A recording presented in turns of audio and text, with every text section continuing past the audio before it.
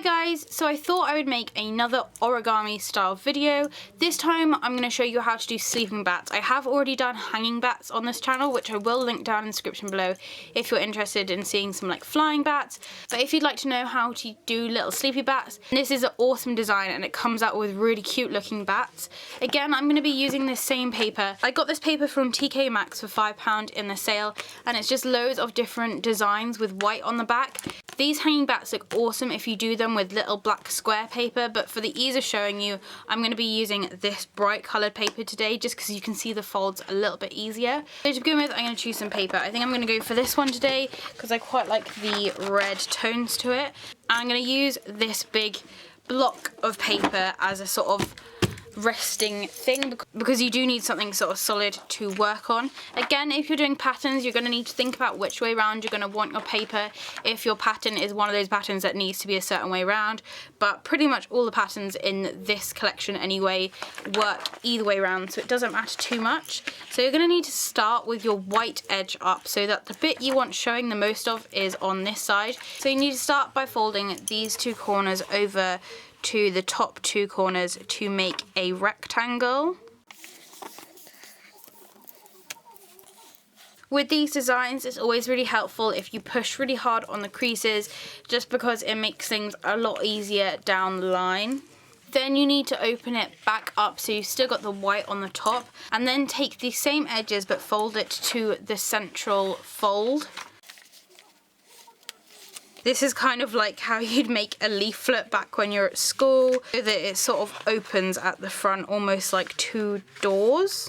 So make sure that it's vertical, and then you want to take these corners at the top and fold them to that central line.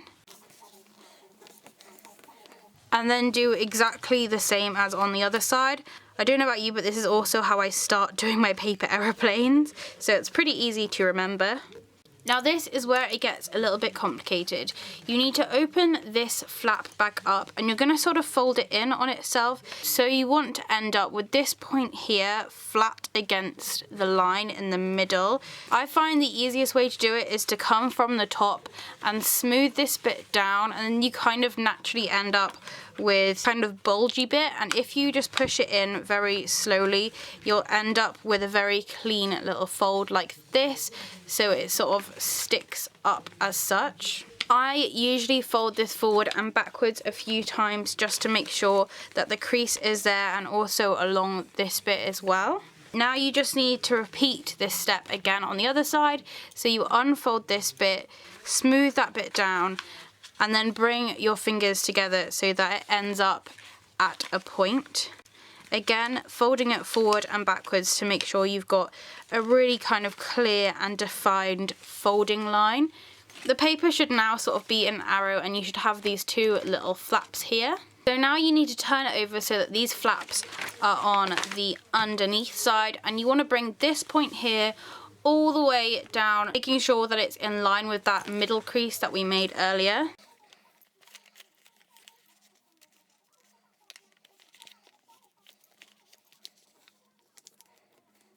Overall, this kind of brings it back to the sort of square shape. Now we're going to want to kind of fold it back up on itself. So if you look at the triangle that is formed here, take the two corners at the end of the longest side. I want to take these to the top to match with the two top corners, so that you're kind of folding it back on itself.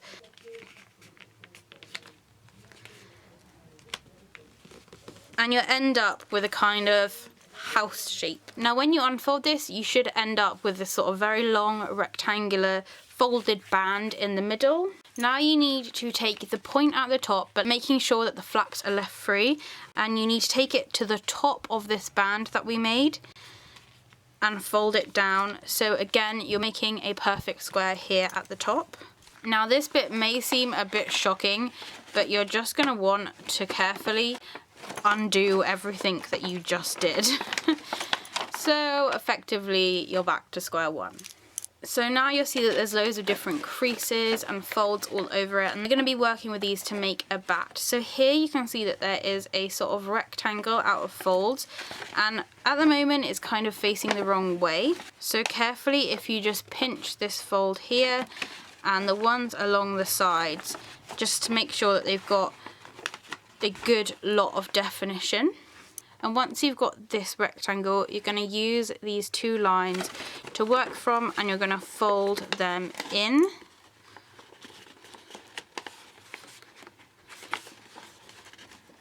So it should end up looking like this. Again, this is just sort of strengthening the creases, so you can undo it after you've made those folds. Then you can take the sides, push them in, and they should naturally fold back over.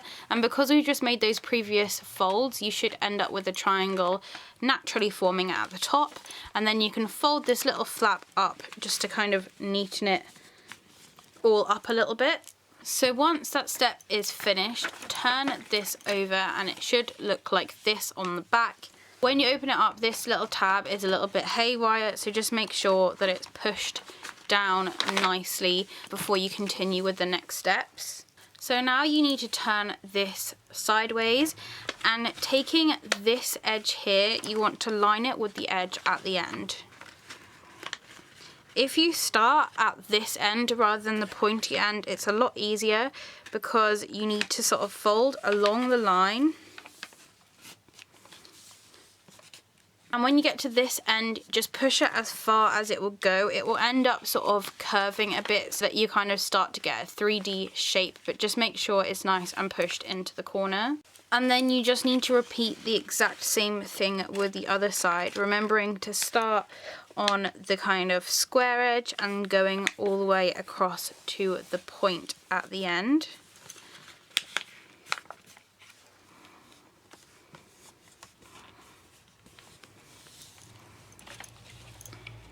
You should now have ended up with this kind of shape, and if you're using paper with a colour on one side and white on the other, it should be fully white on this side and fully coloured on the other.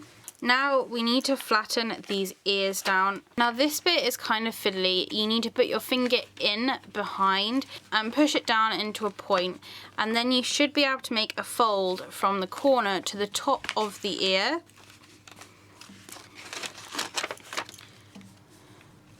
So it ends up in a point. So again, you need to repeat this on the other side. So push your finger into the corner, and then you're making a fold in this part of the paper to make it a flat pointed ear. It is a bit fiddly, so it may take a couple of times to just adjust it to get it in the right place, but once it's all lined up, you should have 2 points that look like this, and make sure that they're all nicely folded down. Now you need to take this point that we've made in the ears and fold it over. It should kind of go to around halfway across the ear, and just make sure that it's all nice and pointed, and you should have a little flap that's sticking up a little bit behind. And then do the exact same thing on the other side. You should end up with a nice block of colour here at the top. So we can now turn this over so it should be nice and fully coloured at the back, and then hopefully you can still see these little bends that we made before, and you're going to want to take this top part and pull it back down, and it should naturally fold down back into this kind of zigzag folding back on itself fold that we did earlier. Now we're going to want to take this corner and bring it up to here so that this line is in line with this diagonal line that we've made, and it should sort of come to a point towards the central part. And once you've done it on one side, as usual, you repeat it on the other side. It does start to get a little bit hard to fold at this point just because the paper is getting quite thick and there's quite a lot of layers to kind of fold through. You can then unfold these, and we're going to do a similar thing to what we did earlier. So we're going to open this up, and you should now see that we've got various different triangles. Now you're going to want to kind of fold it the wrong way. So the easiest way I find to do it is to put your finger along the crease and then kind of pinch them together so that you're sort of forcing it to kind of fold down. Once you've now got these bits to kind of push themselves inwards, you should end up with a sort of triangle at the bottom. You should be able to fold everything down at the front. I find when I'm doing it, the easiest way is just to sort of follow where the creases are.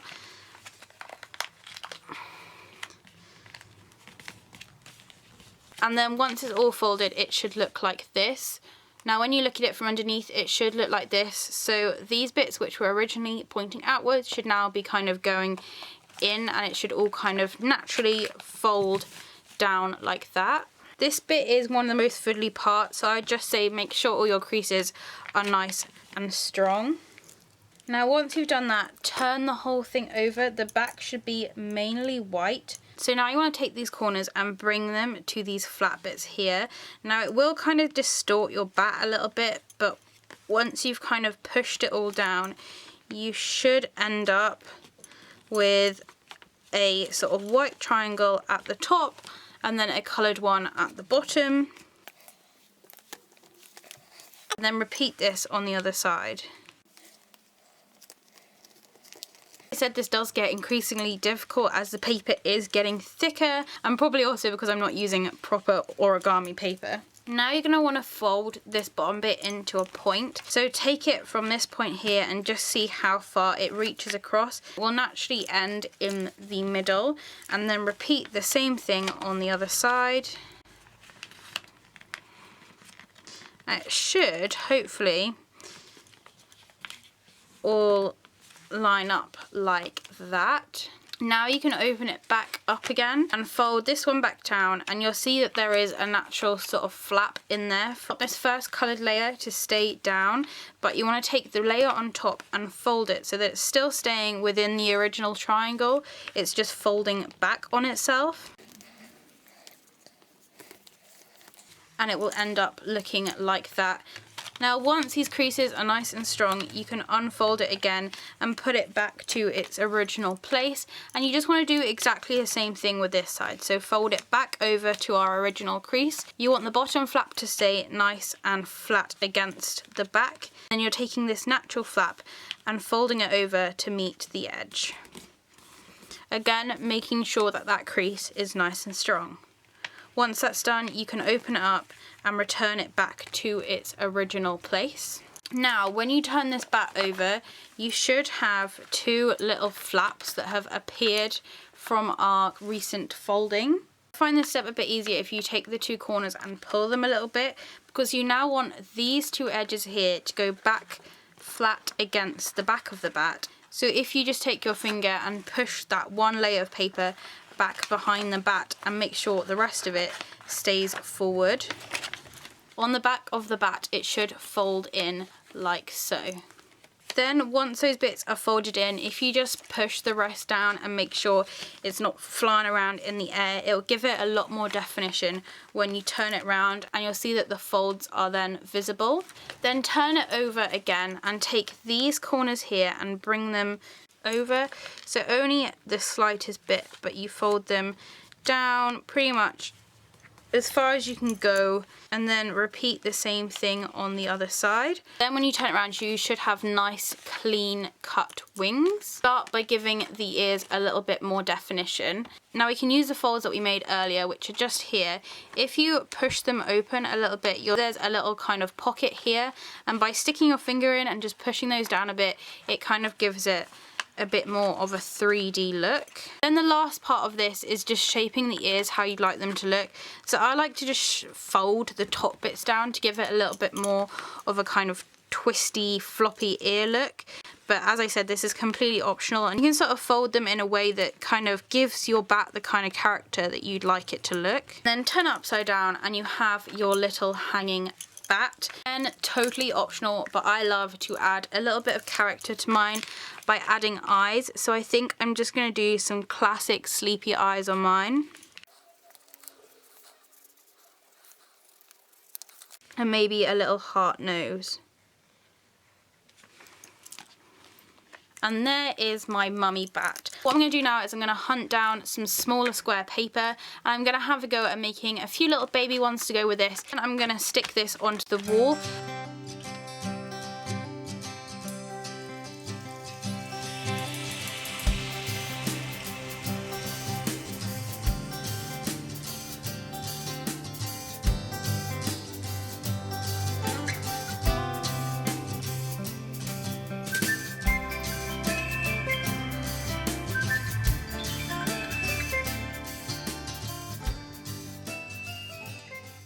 So here are my sleeping bats. I definitely think that with the smaller ones I used completely the wrong size paper. It was so fiddly and they didn't come out quite as neat. You couldn't quite get all the folds in just because there is only a certain amount of times you can fold these tiny bits of paper. So I definitely recommend doing it with bigger paper first. I'd consider doing some even big ones in this and then maybe some middle-sized ones and then maybe attempt some slightly smaller ones. Definitely the smaller you go, the more tricky it gets and it starts getting to a point where you can't actually do some of the folds. I usually use a bigger size paper which is definitely better. This paper is also a tiny bit thicker and although it's a little bit harder to fold, it doesn't rip like the paper does. Thank you so much for watching. I hope you enjoyed this video. If you've got any questions or comments, please do leave them below. If you're also interested in seeing any other spooky origami pieces, do let me know. If it's sunny where you are, I hope you're enjoying the shade and I'll see you next time. Bye!